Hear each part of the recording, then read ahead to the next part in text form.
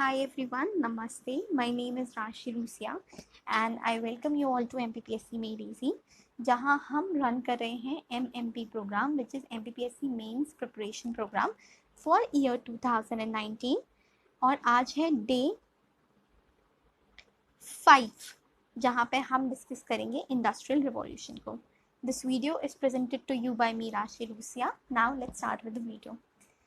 तो जब हम इंडस्ट्रियल रिवॉल्यूशन को देखते हैं वर्ल्ड हिस्ट्री के पर्सपेक्टिव से या एमपीपीएससी मेंस में से कैसे क्वेश्चंस आते हैं उस पर्सपेक्टिव से, तो इंडस्ट्रियल रिवॉल्यूशन से ज़्यादा क्वेश्चंस आए नहीं हैं अभी तक वर्ल्ड हिस्ट्री में.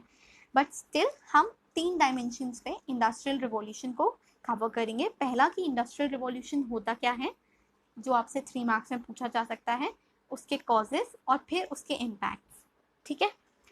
सो सबसे पहले हम देख लेते हैं कि इंडस्ट्रियल रिवॉल्यूशन होता क्या है. तो इंडस्ट्रियल रिवॉल्यूशन एक मूवमेंट था जहाँ पे इंडस्ट्रियल ग्रोथ हुई थी यूरोप में, जो कि 18th और 19th सेंचुरी के बीच में हुई थी.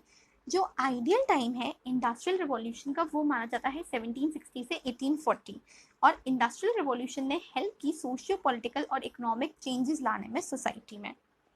ठीक है. तो ये हो गया कि इंडस्ट्रियल रिवॉल्यूशन क्या होता है. अब हम देख लेते हैं causes of industrial revolution. See, पहला कॉज है small population.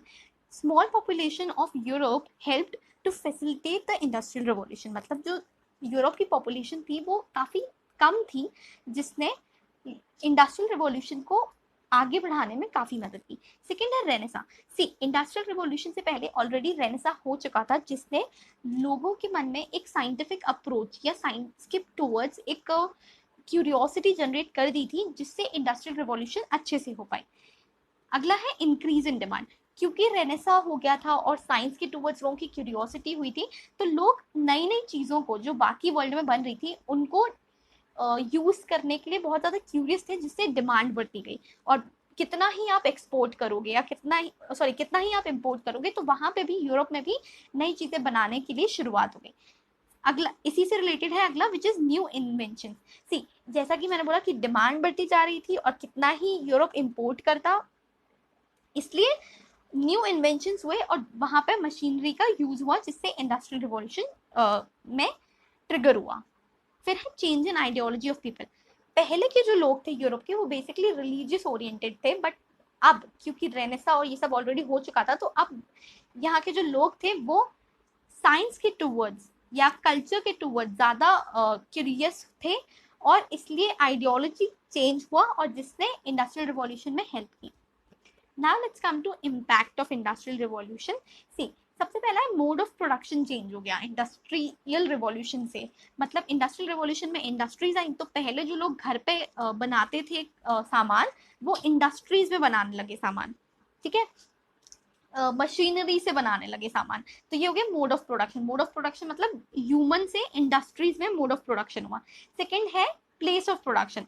Place of production जो है वो चेंज हुआ हाउसेस से फैक्ट्रीज में. ठीक है. सोशल स्ट्रक्चर चेंज हुआ.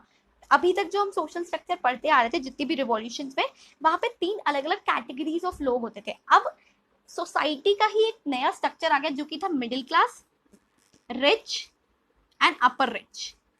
ठीक है. या ऐसे होगा पुअर रिच, सॉरी एक सेकेंड. मतलब सोसाइटी का एक नया स्ट्रक्चर ऐसे आया कि पुअर, मिडिल क्लास और रिच. अब ये एक नया स्ट्रक्चर आ गया जो अभी तक प्रिवेलेंट है, अभी भी यही स्ट्रक्चर है सोसाइटी का. नए टर्म्स आने शुरू हो गए, जैसे बिजनेस, देन मतलब बिजनेस होने लगे, देन स्ट्राइक होने लगी, डिमॉन्स्ट्रेशन होने लगे. ये सब नए टर्म्स आ गए इंडस्ट्रियल रिवॉल्यूशन के बाद. एम्प्लॉयमेंट जनरेट हुई. इंडस्ट्रीज में काम करने के लिए या उसको सुपरवाइज करने के लिए एम्प्लॉयमेंट का जनरेशन हुआ. इसने वुमेन एम्पावरमेंट को भी बहुत ज़्यादा हेल्प की, कि इंडस्ट्रीज में वुमेन भी काम करती थी और जिससे वुमेन एम्पावरमेंट हुई और वर्ल्ड में कंपटीशन बढ़ गया. अब हर कोई चाहता था कि वो रिच क्लास में आए. तो ये बहुत ही छोटा सा टॉपिक था जहां हमने इंडस्ट्रियल रिवॉल्यूशन पढ़ा. इंडस्ट्रियल रिवॉल्यूशन, उसके कॉजेस और उसके इफेक्ट्स या इम्पैक्ट. तो आज का हम क्वेश्चन देख लेते हैं. पहला क्वेश्चन है industrial revolution in 3 marks and अगला क्वेश्चन है critically evaluate the impact of industrial revolution. ये 6 मार्क्स का क्वेश्चन है.